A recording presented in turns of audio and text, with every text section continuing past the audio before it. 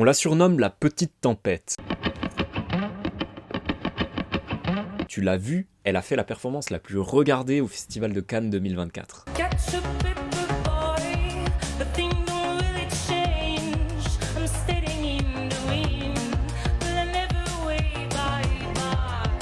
Sans parler de son casse aux victoires de la musique. La symphonie des éclairs de Zao de Sagazan. Zao de Sagazan. Zao de Sagazan, une fois de plus. J'aime bien les noms qui commencent par Z. Zao de Sagazan. 3 victoires de la musique et du panache, mais alors comment Zao de Sagazan en est arrivé là? On va voir que son parcours de créatrice n'est pas un parterre de pétunia et certaines des difficultés qu'elle a rencontrées peuvent te concerner. Quand j'ai commencé Instagram, j'avais une confiance en moi qui est égale à 0. Donc j'ai toujours eu beaucoup de mal avec mon physique et à cette époque-là, j'étais très loin de penser que ma force, ça serait mon physique. Et si je te dis que ça nous concerne, c'est parce que sur notre chemin, notre parcours de créateur, de créatrice inarrêtable, eh bien nous aussi on va rencontrer des croyances qui nous limitent. Mais tout notre job, ça va être d'être capable de les transcender. Exactement comme Zao le résume dans une phrase, ici. Je suis née très sensible, comme vous pouvez le remarquer. Et un jour, j'ai découvert la musique et je me suis rendu compte qu'en pleurant sur mon piano, ça me faisait un bien fou. Ça faisait de mal à personne. Et surtout, ça faisait des jolies chansons. Et je me suis rendu compte que ce que je pensais être mon plus grand défaut dans ma vie était finalement ma plus grande qualité. Et je suis trop contente. Être sensible, c'est être vivant. Et nous ne sommes jamais trop vivants. Pour toutes les petites tempêtes qui m'écoutent, bravo d'être vous. Merci infiniment. Et personne n'en parle, pourtant c'est un point intéressant. Zao de Sagazan, c'est aussi la fille du sculpteur, performeur Olivier de Sagazan.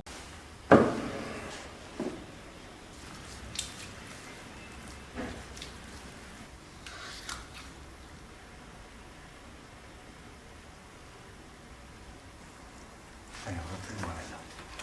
Un peu plus loin.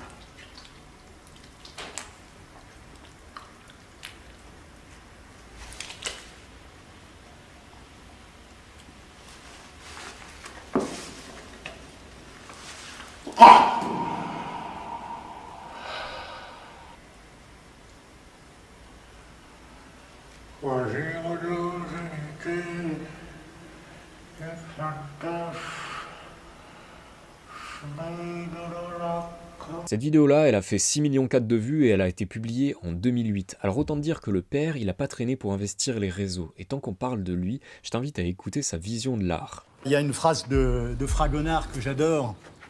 Il était dans son atelier, il savait pas qu'un de ses copains était arrivé, il est face à sa peinture, et il est là à crier « Tu vas parler !» C'est son obsession, donner la vie. Et tous les artistes sont pareils, il faut que ça parle, il faut que ça vive. Et donc, eh bien, on fait parler la matière comme on peut. Et puis on l'ausculte, on l'ouvre. On joue à Frankenstein, on joue à donner la vie. De toute façon, c'est l'obsession de l'art, c'est une tentative de redonner la vie. C'est comme ça que je le vois.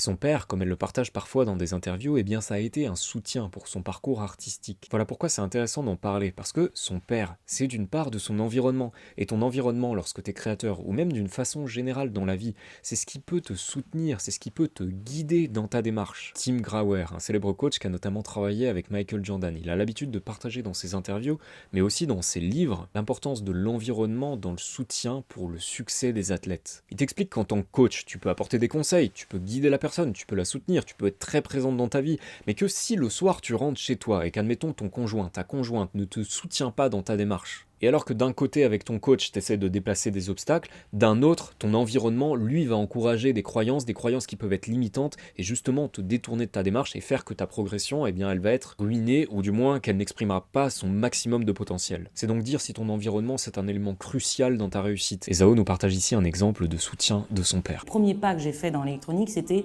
Alcoolic Hymn de Coup de Lame, un EP, un vinyle que mon père m'a donné quand j'avais 15 ans, qui m'a dit, je le dis à chaque fois parce que je trouve ça quand même très drôle d'avoir osé dire ça et en même temps d'avoir eu raison. Tiens, je te donne ce vinyle, ça va changer ta vie. Donc je prends son vinyle, j'ai écouté, il est toujours un peu too much, donc je me dis bon, voilà, je vais écouter. Il avait raison, le con, parce que ça m'a complètement bouleversé. Mais dans tous les cas, ton environnement ne doit pas devenir un prétexte à l'inaction. Si aujourd'hui tu considères que ton entourage ne te soutient pas suffisamment, eh bien va voir ailleurs, va dans des ateliers, va rencontrer des personnes qui partagent les mêmes passions que toi, auxquelles tu pourras partager tes ambitions, avec lesquelles tu pourras échanger à propos des obstacles que tu rencontres. Car c'est aussi important dans l'affaire de côtoyer des personnes qui ont un peu plus d'avance que toi sur ce chemin de création, et qui sont capables de dire attention, là quand tu rencontres telle étape, il faut faire ceci, cela pour la dépasser. Ça va te faire gagner du temps, ça va t'éviter des prises de décision compliquées et parfois de tomber dans des travers qui peuvent te faire perdre beaucoup de temps, voire d'argent, ou même carrément te détourner de ta voie de créateur, de créatrice. Trouve donc ces personnes qui seront capables de te soutenir, de te coacher, de te partager leur expertise pour te faire prendre des raccourcis et surtout que tu restes focalisé sur le principal, à savoir créer. Et là, je me demande si tu vas mesurer la valeur de cette anecdote sur son premier album, La Symphonie des éclairs. Ça aussi qui était chouette dans le fait de faire ton disque, c'est que c'était tout le chemin que toi t'as fait. Au début, genre, je suis sur mon piano et j'ai des trucs à dire. J'ai envie de fabriquer quelque chose de nouveau avec des chansons que j'ai en moi depuis super longtemps, tu vois.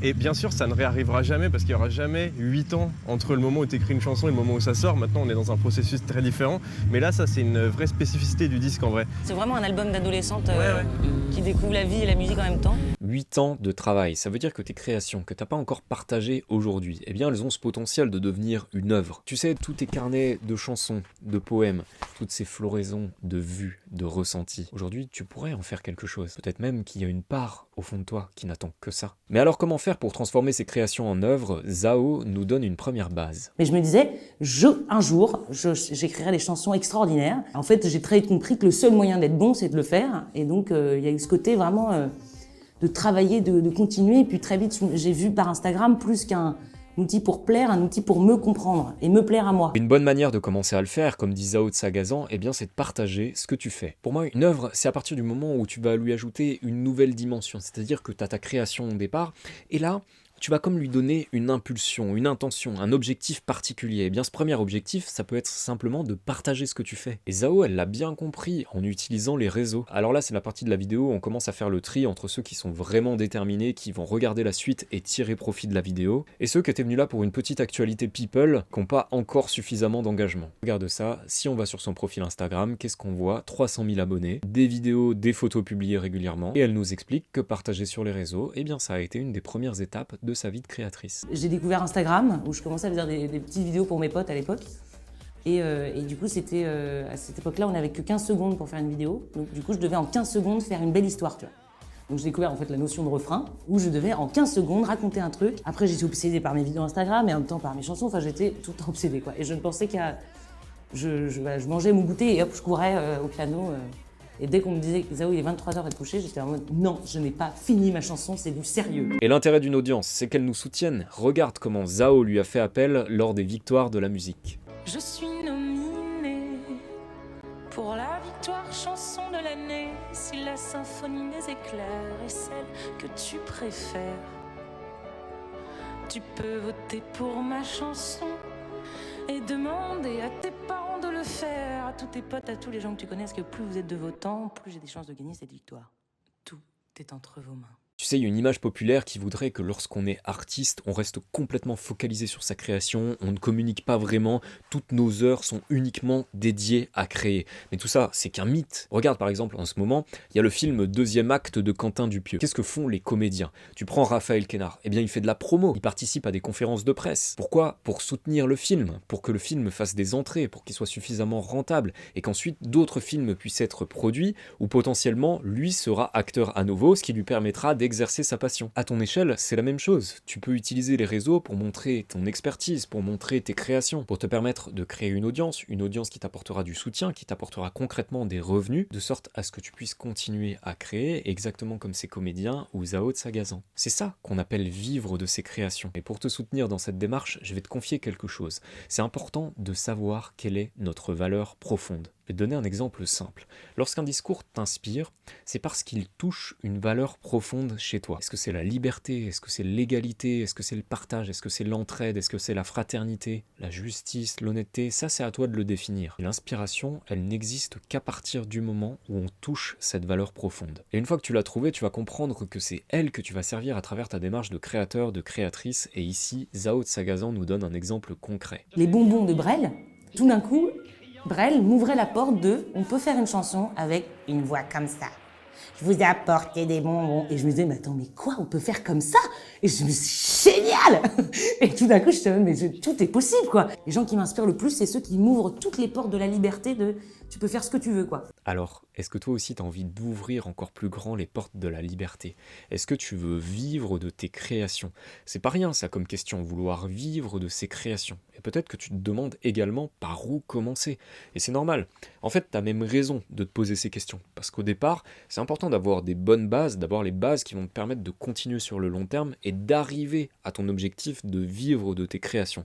Alors là, je viens de tourner 3 vidéos où on parle concrètement de ce sujet. Elles te permettront d'avoir les bases pour te poser les bonnes questions et commencer à partager ce que tu fais. Parce que c'est un des objectifs de la chaîne que de te soutenir dans ta démarche de créateur, que de t'aider à passer à l'action. Et pour recevoir ces 3 vidéos, c'est tout simple. Tu as juste à trouver le lien de ma newsletter dans la description de la vidéo, tu t'inscris et tu les reçois dans la foulée. Bien évidemment, l'idée de la newsletter, c'est qu'on reste en contact, c'est que je te partage la valeur et que si un jour tu en as besoin, eh bien peut-être qu'on travaille ensemble. Et en attendant, fais-toi plaisir, profite juste du petit cadeau que je te fais, profite de ces 3 vidéos, passe à l'action et tu peux me tenir aussi au courant dans les commentaires. Ciao. Vulindela we mangobozi unyana wam hey yelele chana namje Vulindela